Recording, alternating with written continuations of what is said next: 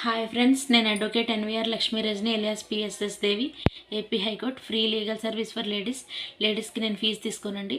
నన్ను కాంటాక్ట్ చేయాలనుకుంటే నా నంబర్ వచ్చేసి 9948446460. ఈరోజు మనం తెలుసుకుంటున్న టాపిక్ వచ్చేసి ఒక బ్రదర్ కాల్ చేశాడండి. మేడం, నాకు బలవంతంగా చెప్పి మా ఇంట్లో అటు పెద్దవాళ్ళు ఇటు పెద్దవాళ్ళు నాకు ఇష్టం లేకుండా బలవంతంగా నాకు మ్యారేజ్ చేసేసారు. అయితే మ్యారేజ్ చేసేసిన తర్వాత నాకేమైందంటే నేనేం చెప్పలేకపోయాను. నాకు ఇంట్రెస్ట్ లేదని చెప్పేసి చెప్పినా కూడా వినలేదు. నాకు బలవంతంగా చేసేసారు. మ్యారేజ్ చేసేసిన తర్వాత ఇప్పుడు మాకు 8 months అయింది మ్యారేజ్ అయ్యి. అయితే మేమిద్దరం ఫిజికల్గా బాగానే ఉన్నాము. సో నాకు ఇప్పుడు ఆమెతో ఉండడం ఇష్టం లేదు.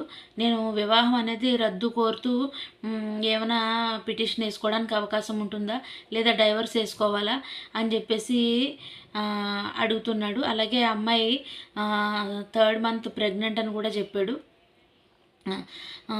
ఇప్పుడు నాకు కుదురుతుందా మేడం, నాకు ఉండలేకపోతున్నాను, నేను ఆమెతో ఇంకొకరిని లవ్ చేశాను, ఈమెతో ఉండలేకపోతున్నాను అని చెప్పి బాధపడ్డాడు. అమ్మ, అసలు నాకు అర్థం కావట్లేదు. నువ్వు ఆమెను ఎవరినో ప్రేమించినప్పుడు, ఈమెను ఇంట్లో వాళ్ళు బలవంతంగా పెళ్లి చేసుకున్నప్పుడు, నువ్వు ఈమె ప్రెగ్నెంట్ అయిన తర్వాత మళ్ళీ రద్దు చేసుకుంటాను, డైవర్స్ తీసుకుంటానంటే అది ఎలాగవుతుందమ్మా? అలాగవ్వదు. నీకు ప్రెగ్నెంట్ అంటున్నావు, రద్దు అనేది కుదరదు. కాపురం చేస్తున్నావు కాబట్టి నీకు ఆల్రెడీ పెళ్ళి అయిపోయిన తర్వాత నువ్వు కాపురం చేసిన తర్వాత 8 నెలలు కాపురం చేసిన తర్వాత అమ్మాయి ప్రెగ్నెంట్ అయిన తర్వాత నువ్వు రద్దు చేసుకోవడం ఎలా కుదురుతుంది? కుదరదు తండ్రి, నా మాట విను. ఇకపోతే డైవర్స్ కంటావా? డైవర్స్ వేసుకుంటే డైవర్స్ వచ్చే అవకాశాలు కూడా నీకేం డైవర్స్ ఏమి అంత తొందరగా ఏం డైవర్స్ ఏం రావు. సో నువ్వు మాత్రం లేనిపోయిన ఆలోచనలన్నీ మైండ్లోంచి తీసేయి. రద్దు చేసుకోవడము కుదరదు నీకు అంటావా, తర్వాత డైవర్స్ కంటావా? నీకు ఇష్టం లేదు అనడానికి, నువ్వు ఇష్టం లేకుండా 8 monthsలో 3 months ప్రెగ్నెంట్ అంటే ఏమనుకోవాలి తండ్రి? నువ్వు ఆలోచించకాలంటే ఎన్ని ఆలోచించకు, బుద్ధిగా కాపురం చేసుకో శుభ్రంగా.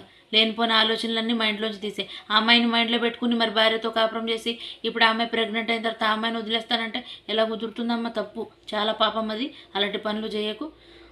Thanks for watching. నువ్వు బాధపడ్డా కూడా నేను ఒకటే చెప్తున్నా, నీ భార్యకి నీ పిల్లలకి అన్యాయం చేయకమ్మా. తప్పు, పాపం.